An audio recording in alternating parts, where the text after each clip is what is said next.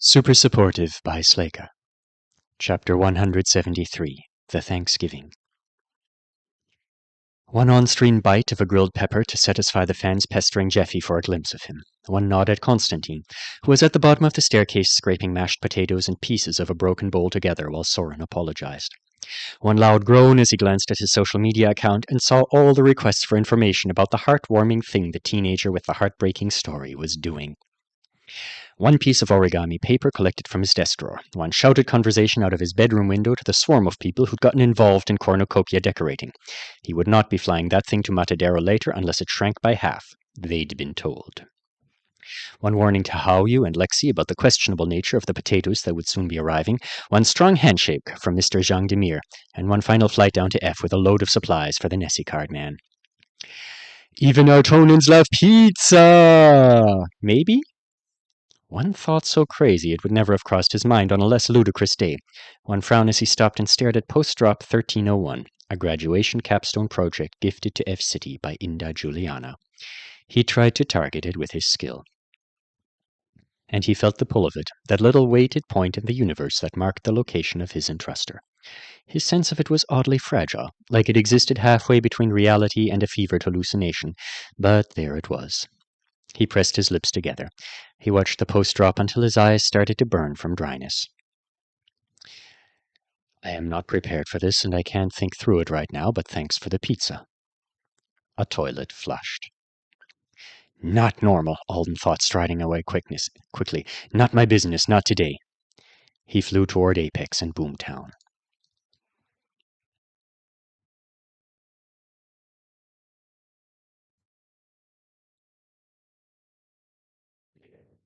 Alden parked the nine-edged sun on the roof with the building where Natalie, Hadiza, and Emilia lived, and tried to tame his hair with one hand while he hurried downstairs. Their dinner party had started 20 minutes ago, and feelings of self-pity were occasionally breaking through the noise in his head. All the magic food will be gone. I bet there was magic food I could have eaten, and I missed it. He hurried down an acrid-smelling hall, not that unusual given the neighborhood, and knocked on their door. A moment later, Natalie opened it for him. Warm air hit him, and the stench was blown away by a bouquet of food smells that might have wafted in straight from heaven. Natalie was dressed casually in her pink overalls. Her hair was up in a bun, and she was wearing a pair of tiny earrings shaped like a fork and knife. You made it! Sorry I'm late, and I should only stay for a half hour or so. The chef at Matadero is going to need a hand dealing with all of it. You're good, she said, shutting the door behind him. That's enough time to eat and meet everybody. Alden took in the group that made up everybody, while he followed her over to the fancy range she'd bought with the money she'd made doing his meal prep. The apartment was decorated for a party, and teenagers were sitting all over the furniture and floor. But it was quiet, except for the sounds of spoons scraping bowls, and the music coming from the television that hung on the wall opposite the kitchen. The TV was showing a recording from this morning's Thanksgiving extravaganza in Atlanta. A high school band was playing on top of an air float that looked like a storm cloud, while performers dressed in silver to represent raindrops used the aerial silks hanging from the float's underside. It was a cool show, worth watching, even if someone had grown up with more Anasidora-level holiday spectacles in Alden's opinion. But nobody was looking. They were all too busy having sacred experiences with the food in their bowls. Everyone seems to like the appetizer course, Natalie said proudly. On top of the stove, a large pot held what was left of a velvety golden soup. It's vegan, she announced. I know it is. He stuck his face over the pot and took a deeper whiff. Natalie, it smells like you somehow melted comfort. I know you know that, but... I don't mind hearing compliments. She bumped him with her shoulder and reached for the ladle. I am really glad you came. Emilia was posting threats on your picture earlier, and she saw your please no more food message go up, so she stopped talking about how you should be forced to live on bread and water and started snooping on you instead, to see what was going on. Hashtag Matadero Thanksgiving is trending. There are videos of you flying to F a little while ago. How did I look? We couldn't see you too well. You were hidden by so many supplies. And what about that guy in your program? Emilia found his page. We don't like him. Is he a rabbit hater? Alden glanced over at Emilia, who was sitting with her back to the dishwasher and her eyes closed as she licked the back of a spoon. She had a yellow maple leaf pinned to the front of her green dress. Other artificial leaves, looking abnormally lovely, hung from threads attached to the ceiling. Are you good there, Emilia? You know spoons aren't edible, don't you? He said. She opened her eyes just wide enough to glare at him. My fury has only temporarily paused. Hadiza and I both hate you now, turkey taker. Alden snorted, then looked back at Natalie. As far as I can tell, Winston Heelfeather's mad at me for existing in the same school as him, and he'd sell his soul for 15 minutes in the spotlight. He says awful stuff sometimes, but I don't think he actually has convictions about rabbits, ranks, or anything like that. He just obsesses over how his fame level compares to everyone else he meets. Forget him then. Look at the star of the show before you eat your pumpkin orange soup. She bent down to peer through the oven door and motioned for him to join her. Alden's nose being so close to the vent as he admired the oven's lone occupant was a blessing and a curse. Are you really going to preserve it until the wizards show up at Matadero for dinner? She asked. Of course, this is a Natalie Quires skill debut. I'm not going to let it sit out, losing its crisp, juicy glow. Give it to me perfect, and I'll get it to them perfect. Promise. She looked pleased. It's heavy. She's a big girl. Big enough for me to have a wing before she leaves, Emilia muttered. I can handle a turkey, said Alden. Wouldn't mind borrowing a bag or something, but I definitely won't let anything happen to it. Make sure the wizard from Bunker Street has some, said a voice from behind him. He straightened and looked around to acknowledge Hadiza. She was on the other side of the kitchen island, empty bowl in one hand as she reached up to tap the thread, holding on to the leaf decorations. It took on a glimmering quality, like it was catching the light in the room exactly right. Rodin. That guy's name is Worley Rodin. The tattoo on Alden's chest was gone now, except for the concentric triangles. When his arm was down by his side, they weren't noticeable. I'll make sure he gets some. Are you three really all right after what happened to you that night? We're fine, said Natalie. We're the only ones who are fine. Emilia climbed to her feet and gazed at their guest with a superior expression. Look at them, weaklings. A few people were staring at their dishes like they couldn't believe the soup was gone. One boy in a fedora was watching the girl beside him finish hers off so intently that Alden wouldn't be surprised to see him reaching over to stick his spoon in her bowl. They aren't trained like me. They're misfortune. Natalie, another bowl? No way, said Alden, blocking the pot as she approached. Do you know what kind of day I've had? Let me have first before you get seconds. The soup tasted like a trip to a pumpkin patch he'd never been to, on a cool fall afternoon he'd never experienced. Natalie was either improving or she'd put more oomph into this one to make up for the lack of the entree she'd planned. By the time Alden licked his bowl clean, the other guests had recovered from the appetizer glow and started grazing on the other sides, dishes, and desserts. They were all delicious, but not in the magical way. I guess a room full of people eating in utter silence wouldn't be much of a party. The television was louder now. People were milling around and introducing themselves. Alden recognized a few of the guests as fellow rabbits from intake. The others were an eclectic mixture. It was a group just shy of 30 people, and Alden was the only talent development program student. But he wasn't lonely. Everyone here knew he was stopping by on his way to #Matadero Thanksgiving. So you're the one who had a teleporter accident? You're from that video with Alia Velra and her granddaughter. Man, that was... You planned a party for wizards? That's brave. You're the Globie who's been inside the cube, and at a time like this. What? Yep, Alden said in between bites of the few vegan offerings. That's me. Please, my time is limited. Just let me eat in peace and pretend this is all I have left to do tonight. Actually, at any other time, he would have been interested in this guest list. The people here were different from the students he usually spent his time with, as far as interests and ambitions went. Other than the rabbits, he talked to a third-year healer Hadiza had befriended, who was trying to get her first comic book published. A second-year polar brute who was stoked about the fact that he'd gotten approval to travel with a university group in Antarctica next year, and a meister who played a giant drum weapon. Her passion was xenocultural studies, not weapons. She and the brute had met Natalie at a club for people who were extraterrestrial travel and culture enthusiasts. Alden hadn't even been aware there was such a club on campus. They were all looking forward to a video talk that had been scheduled with a Lorch village for next week. He watched the time he'd allotted himself for a relaxing meal tick away while he stood in the corner by a broom and a dustpan, shoveling apple pie into his mouth. A pair of Wrights, one of them the fedora guy who lived next door with his parents and his brother, had corralled him there to ask questions about the Nonagon. Alden's answers were less knowledgeable than they'd hoped, but they were sticking around to explain their own current projects to him, as if his possession of a magical vehicle made him one of their kind. I'm a Lou, said the fedora, and so is she. We're both in our workshops half the time. Lou? Alden asked after swallowing another mouthful of pie. Long-term Earth-based workers, said the girl right. She was short, and the orange stars on her bobble headband were waving just below Alden's nose. Oh, hadn't heard it abbreviated like that. You're both doing work with your powers already? They'd said they were finishing up high school classes and starting uni in January. The Fedora was a student at CNH, and the Bobble Band was at Naya Din on the Bayside campus, which was closed at the moment due to water damage. Alden hadn't expected them to have avowed jobs. So far, the only high schoolers he'd met who got summoned frequently were rabbits and loot. There have been way more right assignments than usual, said the Fedora. I don't mind as long as it doesn't last forever. I make equipment storage cases. Not the most exciting thing, but I do have to customize each one for the objects going inside it. A lot of unusual tools and weapons end up in my hands for a little while.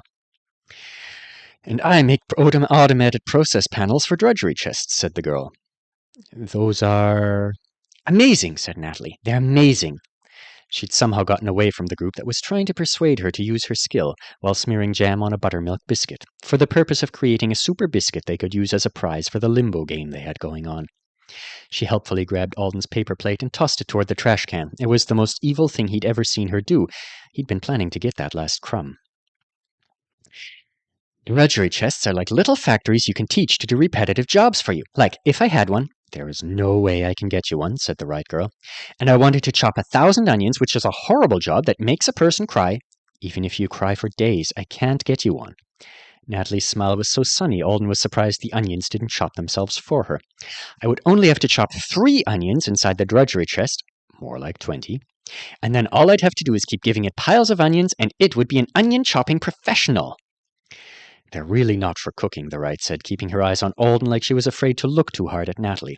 Of course they could be, but there's only one I know of being used that way, and adding onto it has been my mother's hobby since she was my age. She'll probably sell it to the Artonans eventually. They're highly sought after. Not because they're the best at every automated task, but because you can re-instruct them to do whatever you need at the moment.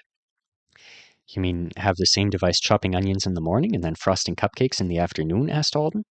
See, he thinks it's a kitchen tool too. You'll have to take it up with the Artonans if you want a drudgery chest, Natalie. There's a low supply for one of the components. I'm on a waiting list just so I can put one together for my own personal use. They provide me with everything I need to fulfill orders for them, but otherwise...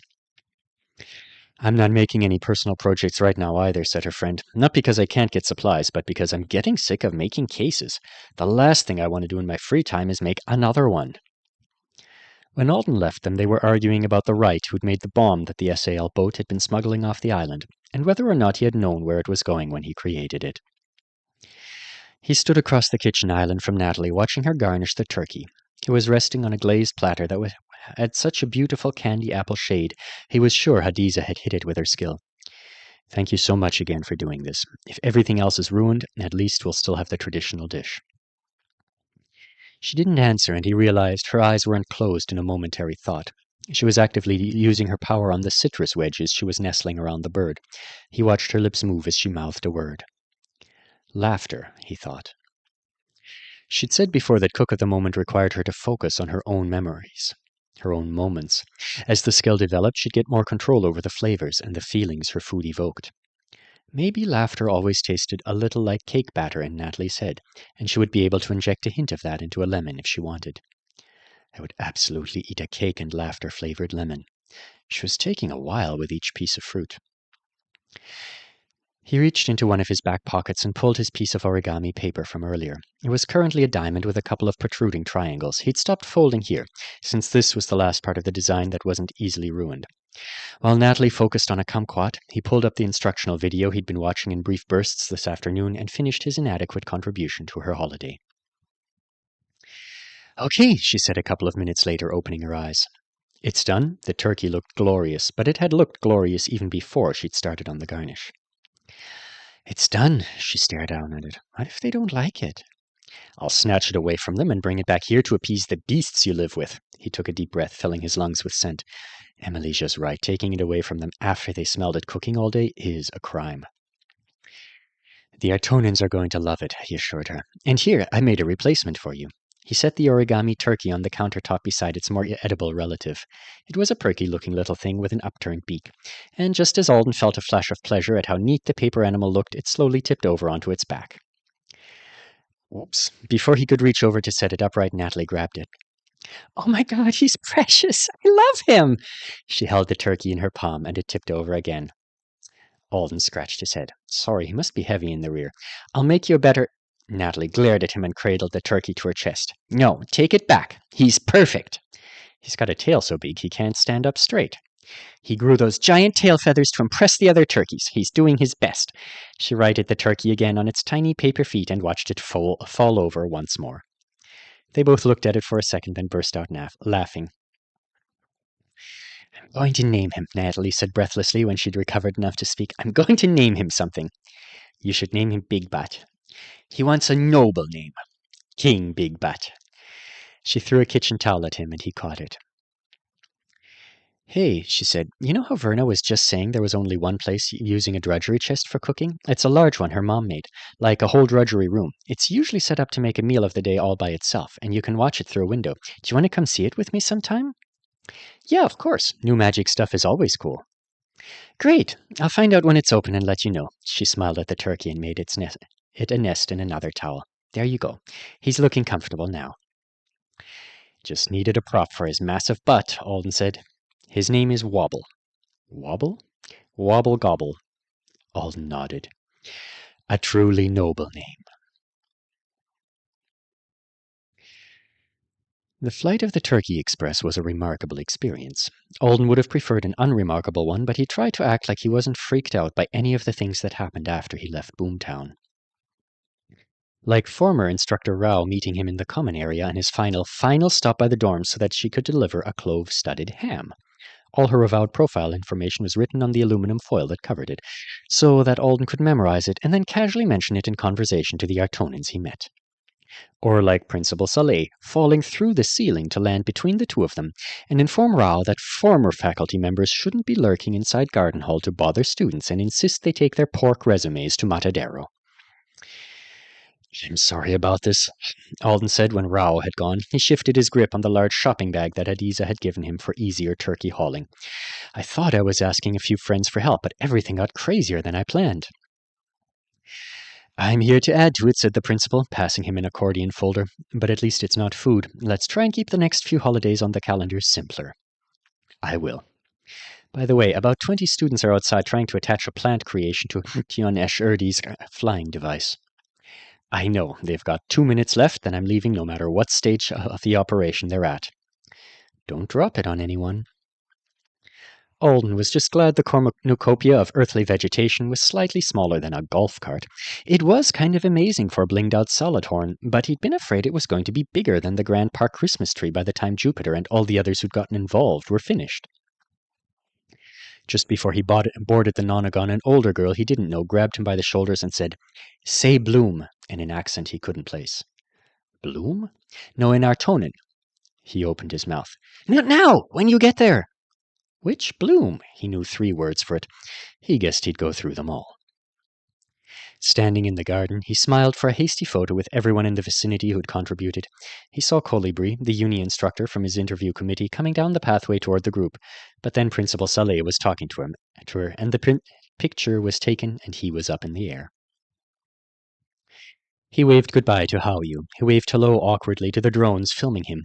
He flew at low altitude through Apex so that the cornucopia wouldn't kill anyone if the tarp and tape they'd used to pin it down failed. And he waved some more any time he spotted someone on the street or in a window waving at him. This is surreal. I want a nap. He carried the turkey in his lap and almost cheered when he left the coast behind, shoving his driving hand forward, then zipped toward Matadero. The approaching sunset tinted the sky. System, call Kabir, he said, lifting his voice over the wind. Kabir, I'm coming. I got the turkey. I see you coming, Kabir shouted back. He had a frenzied look on his face and a butcher knife in his hand. He was using it to hack his way into one of the coolers Haoyu's dad had wrapped. I've been checking our hashtag to monitor your progress. I hate the fact that we have a hashtag and people can do that, but I'll be there soon. It's almost time, said Kabir. I know. We can do it. If not, at least it will be over. He could tell they understood each other perfectly. Blossom, said Alden in Artonan. Flower. Bloom. Hundreds of tiny purple buds spread their petals. Kabir's hand slapped against his in a high five before they both rushed for the elevator again. One cornucopia left in the lobby of the residential area, covered in rainbow vegetable carvings and garlands, and sparkling thanks to someone's spell impression. It was stuffed to bursting with earth fruits they'd taken from the crates the Artonans already had lying around. "I'll light the candles," said Alden as they reached the cafeteria again. His turkey bag was still preserved. "I'll put out the cards," Kabir replied. The rightwork candles someone had sent earlier were spaced around the edge of the room at regular intervals. Kabir had been working hard while he was gone. Autumn evening picnic set. Alden crouched to hold his hands over the wick on top of the first chunky black candle. "Let's see what you look like."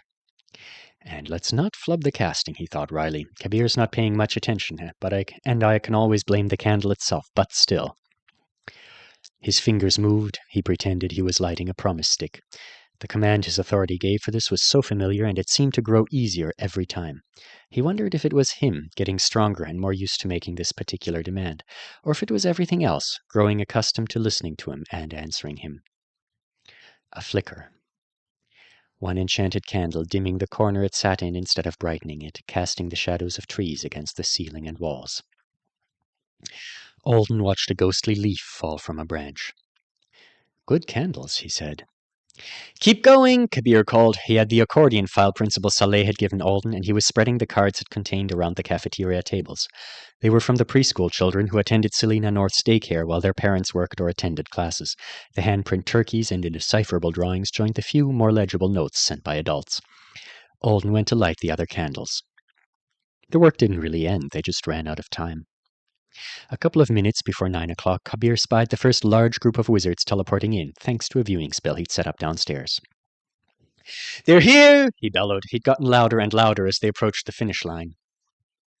Alden didn't know if the chef was trying to pump them both up, or if it was a side effect of the champagne that Aulia Velra had somehow managed to have delivered by helicopter while he was away. Standing in the kitchen, Alden looked down at the floor. There were still a few mystery boxes that had come through the TC to open, still a few final touches to make things perfect. Kabir ran by with yet another chafing dish. The wizards could easily heat their own plates of food with a spell, but they were trying for proper temperatures anyway. "We're done?" He studied all of the containers. None of them seemed to be from individuals. Lots of packaging from businesses. "Yeah, we're done. This can all go in the freezer later." Showtime. "Horty Loth," he texted. "Second meal is ready. It's special. Tion Esherdi, Tion Lindota, Druzi Ota. Zeridi, we're having a Thanksgiving supper. You should come get a plate, and we'll save it for you when you're allowed to eat earth food again." He freed the turkey from its bag carefully, re-preserved it. Then he went to stand behind the long buffet Kabir had made by shoving tables together, dead center facing the elevator. For the first time, he had the chance to see it all arrayed in front of him. The table had white cloths. The candles were doing a lot of heavy lifting on the atmosphere front. It looked really overambitious all of a sudden. Wrong. Like, if he were throwing an amazing party for the species that was obsessed with parties, he should have gone bigger.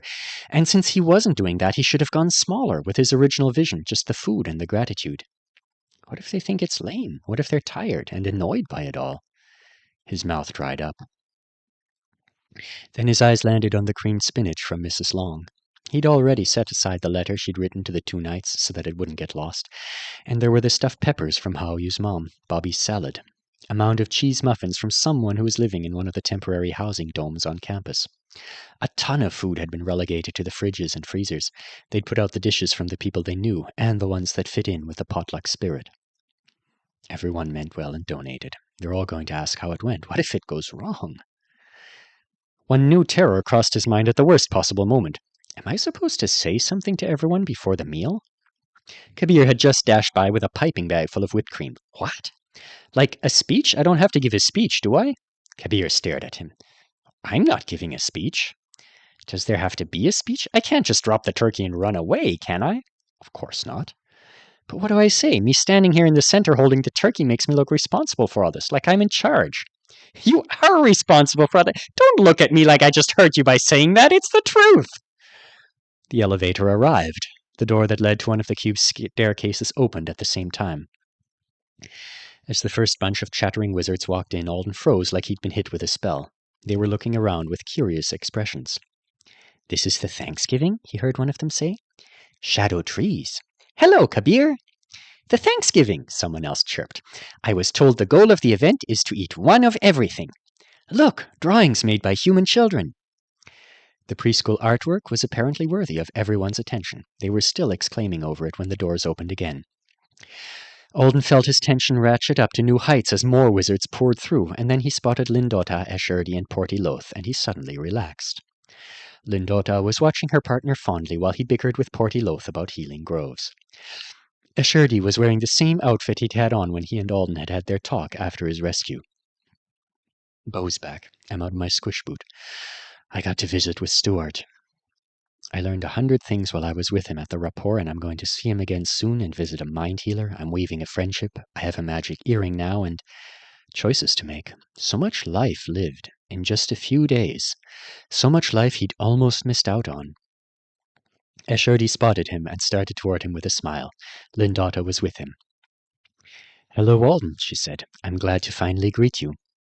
Her brown hair hung below her waist in triple braids, and her wide-set eyes were a pale caramel color. Is this the Thanksgiving? Ashurdi asked. He was studying the platter in Alden's hands. It is, said Alden, looking between the two of them. No need for some dramatic speech. That's not the right thing. This is from my friend Natalie. A lot of people wanted to share what they could, even though I didn't give them much time to prepare. They wanted to say thank you. So did I. He let his skill end so that hers could take over. One turkey.